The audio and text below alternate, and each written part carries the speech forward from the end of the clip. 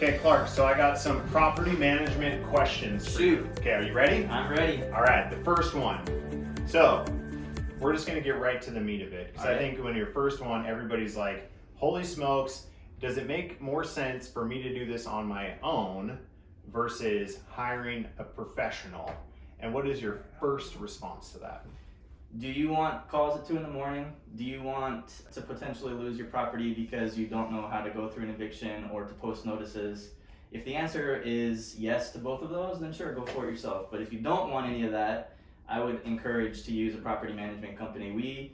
Our purpose is to provide a layer of both protection and anonymity to our owners. Yeah. To allow them to not be involved in the property, but still to be able to get the cash flow from it. When a new tenant comes in, I hear all sorts of different, like, how much are you supposed to collect from them? So first, last month's rent, security deposits, utilities,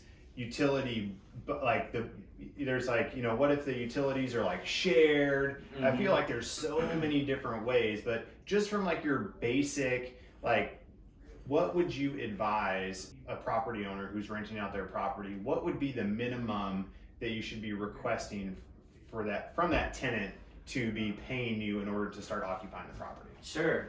So for Regenesis, our requirement is they pay first month's rent, full first month's rent for security deposit. So basically they're paying 2 first month's rents. One of those is their holding fee or their security deposit. And then we charge some admin fees as well to the tenant as also. As far as like utility costs or anything like that, that typically is either billed directly from the utility provider, or we figure out a flat fee that then is tacked on to their rent. And that's not part of the security deposit. So like for one of our properties, rent is $1,200, utilities are $100. For them to move in, they have to pay the full $1,200 for the first month's rent, and then an additional $1,200 for the security deposit. So $2,400 gets them into the property. Perfect. So how do you find out how much to market a property for? So how much money? Yeah.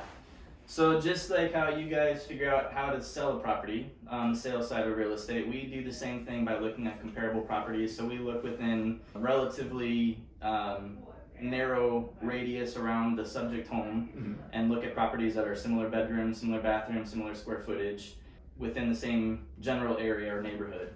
And then determine, also looking at how long they are on market. Because you can have a property that's listed at the high end of the market, but it's sat for 2 months, and you can have a property that's listed at the low end and it's rented in a day. And so our mission is to maximize the rent for the owner and minimize the vacancy time. And so we want to find that sweet middle spot where we can get them the most money, but also get it rented as quickly as possible. Gotcha. So when we do our evaluations for our seller clients, what we look at is there's kind of some expectation setting, like if you want to rent it quickly or you want to sell quickly, there's a number here. Like this is what we see for like a market value. And then if you're on the higher end, like you might get some traction here just because there's not a lot of stuff for sale, but we might have to adjust if it's taken a couple of weeks. But I also feel like the rental market being for rent for 2 weeks is like a house being up for sale for like 2 months. That's probably about right, especially in our market today, right now. It's just as hot as the sales side is. Yeah. The software that we use, we can see how many people are looking at it, just as you guys can see the same thing.